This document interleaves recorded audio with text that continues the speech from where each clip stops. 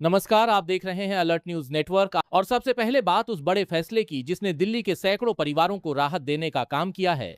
दरअसल सरकार ने झुग्गी में रहने वाले लोगों के लिए एक अहम योजना लागू करते हुए 717 परिवारों को पक्के घर देने की घोषणा की है।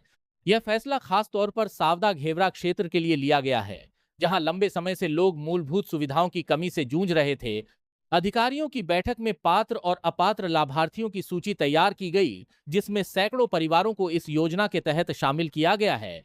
सरकार का कहना है कि इस कदम से न सिर्फ लोगों को सुरक्षित आवास मिलेगा, बल्कि उनके जीवन स्तर में भी सुधार आएगा।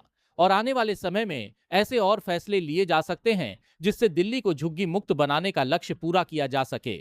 अब बात करते हैं देश के प्रधानमंत्री नरेंद्र मोदी के बड़े कार्यक्रम की, जो आज नई दिल्ली में आयोजित होने जा रहा है, जहां नारी शक्ति वंदन सम्मेलन के जरिए महिलाओं की भूमिका को और मजबूत करने पर जोर दिया जाएगा।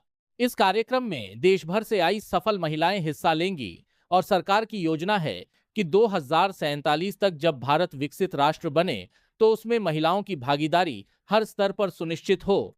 इसी दिशा में पहले ही संसद और विधानसभाओं में महिलाओं को आरक्षण देने का प्रावधान लागू किया जा चुका है, जिससे राजनीतिक भागीदारी में बड़ा बदलाव देखने को मिल सकता है। आगे बढ़ते हैं और बात करते हैं दिल्ली में इलेक्ट्रिक वाहनों को लेकर सरकार के नए प्लान की, जहां ईवी पॉलिसी 2026 का ड्राफ्ट सामने आया है।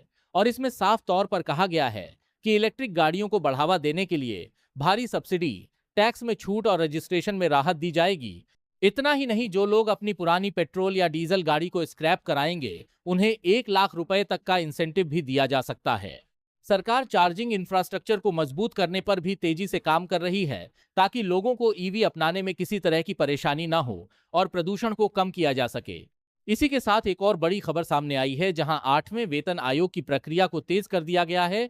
विभिन्न हितधारकों के साथ बैठक का शेड्यूल तय कर दिया गया है और आने वाले दिनों में नई सिफारिशों पर चर्चा होगी, जिससे लाखों कर्मचारियों को फायदा मिल सकता है।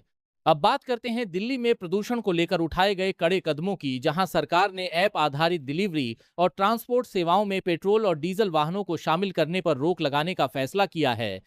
यह नियम नए दोपहिया और हल्के कमर्शियल वाहनों पर लागू होगा और इसके बदले इलेक्ट्रिक वाहनों को अपनाने के लिए वित्तीय प्रोत्साहन दिया जाएगा। सरकार का मानना है कि इस कदम से राजधानी में प्रदूषण स्तर को कम करने में मदद मिलेगी। वहीं दूसरी ओर दिल्ली की अनाधिकृत कॉलोनियों को लेकर भी बड़ा अपडेट सामने आया है, जहां नए निर्माण पर सख्त रोक लगा दी गई है और तय तारीख के बाद किए गए निर्माण पर जुर्माना लगाया जाएगा। हालांकि निवासियों को राहत देते हुए मालिकाना हक के लिए आवेदन की प्रक्रिया शुरू की जा रही है, जिससे लाखों लोगों को कानूनी अधिकार मिल सके। इसी बीच दिल्ली मेट्रो से जुड़ी एक अच्छी खबर आई है, जहां यात्रियों को बेहतर सुविधा देने के लिए पुरानी ट्रेनों को हाईटेक बनाया जा रहा है। इनमें सीसीटीवी कैमरे, डिजिटल डिस्प्ले, मोबाइल चार्जिंग और आधुनिक सुरक्षा सिस्टम जोड़े जा रहे हैं, जिससे यात्रा और ज्यादा सुरक्षित और आरामदायक हो सके।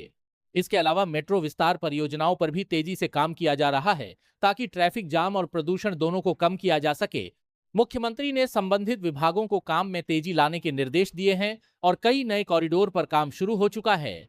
अब बात करते हैं संगम विहार इलाके की, जहां नई सड़क परियोजना शुरू होने जा रही है, जिससे लोगों को बड़ी राहत मिलने की उम्मीद है। खास बात यह है कि इस निर्माण के दौरान पेड़ों को बचाने के लिए विशेष योजना बनाई गई है और अधिक से अधिक पेड़ों का प्रत्यारोपण किया जाएगा। आगे बढ़ते हैं और बात करते हैं एयरपोर्ट से जुड़ी एक अहम खबर की, जहां इंदिरा गांधी इंटरनेशनल एयरपोर्ट पर आवारा कुत्तों को खाना खिलाने पर रोक लगाने की अपील की गई है। यह फैसला सुरक्षा को ध्यान में रखते हुए लिया गया है, क्योंकि पिछले कुछ समय में कुत्तों के काटने की घटनाएं सामने आई हैं। प्रशासन ने यात्रियों और कर्मचारियों की सुरक्षा को प्राथमिकता देते हुए यह कदम उठाया है। इसी के साथ कुतुब मीनार क्षेत्र के लिए ट्रैफिक एडवाइजरी भी जारी की गई है, जहां शाम के समय भारी वाहनों की एंट्री पर रोक रहेगी और कई रास्तों पर डायवर्जन लागू किए जाएंगे, ताकि ट्रैफिक को नियंत्रित किया जा सके। लोगों को सलाह दी गई है कि वे सार्वजनिक परिवहन का अधिक उपयोग करें। अब बात करते हैं नोएडा और ग्रेटर नोएडा की, जहां श्रमिकों के हित में बड़ा फैसला लिया गया है। अब ओवरटाइम करने पर डबल भुगतान अनिवार्य होगा और वेतन समय पर देना भी जरूरी होगा। इससे लाखों मजदूरों को फायदा मिलने की उम्मीद है। इसी बीच दिल्ली में आयोजित एक कार्यक्रम में मेधावी छात्रों को सम्मानित किया गया, जहां एक छात्र ने ऑल इंडिया स्तर पर टॉप कर अपने परिवार और देश का नाम रोशन किया। इस मौके पर छात्रों को मेहनत और सही दिशा में प्रयास करने की सलाह दी। खबरों की भीड़ में सच पहचानना है तो अलर्ट न्यूज नेटवर्क से जुड़े रहिए